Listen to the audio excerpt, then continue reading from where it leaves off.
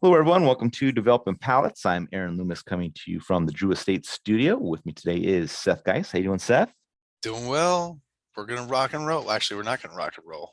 Well, maybe we are rock and roll. ATL is not really rock and roll though. Not, So not really. No. no, Allman Brothers weren't even in there, and that's not even really rock and roll.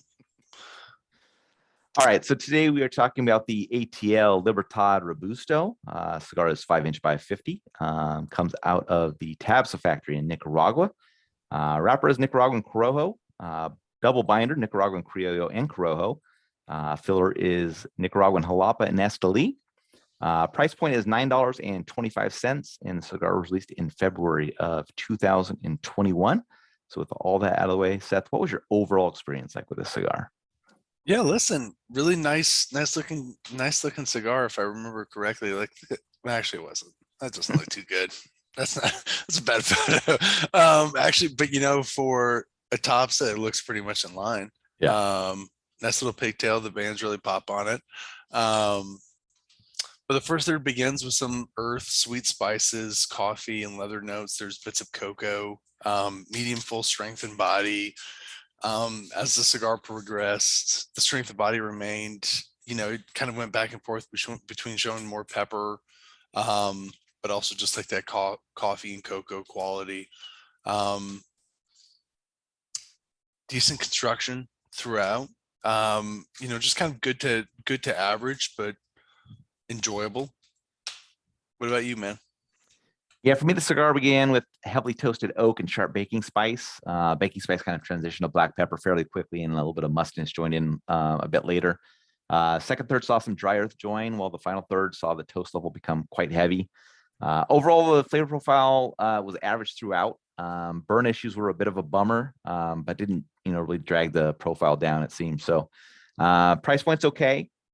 Flavor profile just didn't do it for me. I don't really see myself coming back to this one, but um, it's another one of those cigars where the price point's not over the top, so it's an easy try just to kind of see what you think. But yeah, I kind of had some burn issues going on with it. It went out on me 3 times, so it was kind of a bummer. But like I said, it may have shown better if I didn't have the relates, but it didn't, like, the profile wasn't like dropping down in the thirds as the relates are having, so it's not that big of a bummer. So getting to the scores, Seth was first at 5.85. I gave it 5.20. So Seth had that 5.85 matchup for you. Yeah, I mean that's where it pretty much adds up. It's one of these. It's not a bad Topsa blend right now. I think probably a couple of years back we'd say, yeah, this is kind of in line with just kind of a Topsa blend that this smaller company would get from them. Yeah. But I think it's probably performing better than some of the stuff they're making for their bigger customers, which, yeah, oh well. Really nice price point.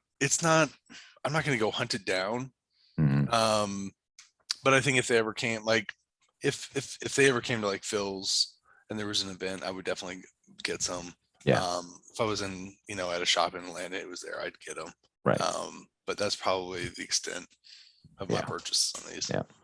My 5.2 match as well. I mean, it was the average flavor profile. The burn just kind of did the score in a bit. Yeah, just the 3 relates are a bummer.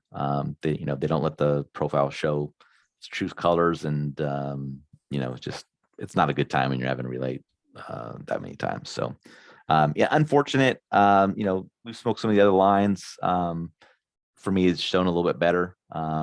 But we smoked Maduro too, didn't we?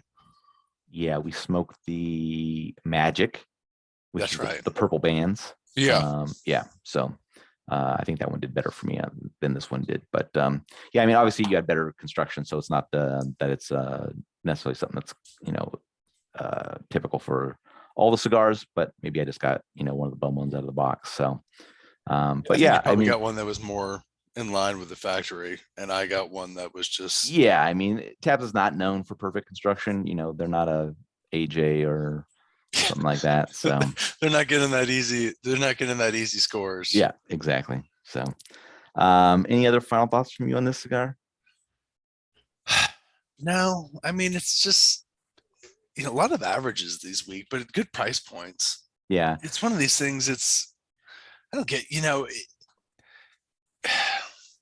we need to have a serious talk about price point, because I don't have a problem with price points going up, but every once in a while you get these random price friendly cigars that like we consider price friendly in the sense Yeah. that they used to be price friendly, and it just kind of seems really out of the blue. And I don't Yeah. think there's got to be people who are releasing $14 cigars that were happy about it. Right. Yeah, I think this also kind of shows kind of the market for cigars that like new brands are able to get from some of these factories, like you mentioned before. Yeah, It's really tough. This brand started up like I think late 2020, early 2021.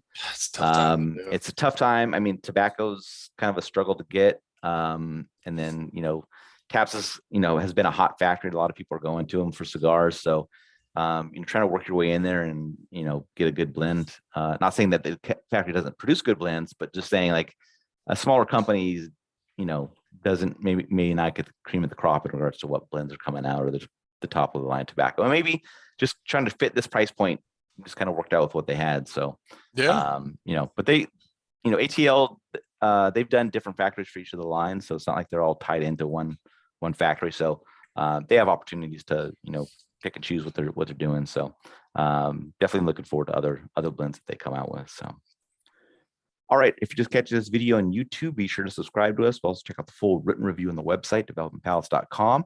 Follow us on social media channels, and you can catch all of our review recaps on podcasts, iTunes, Google Play, and Podbean. Thank you for tuning in. We'll catch you on the next one.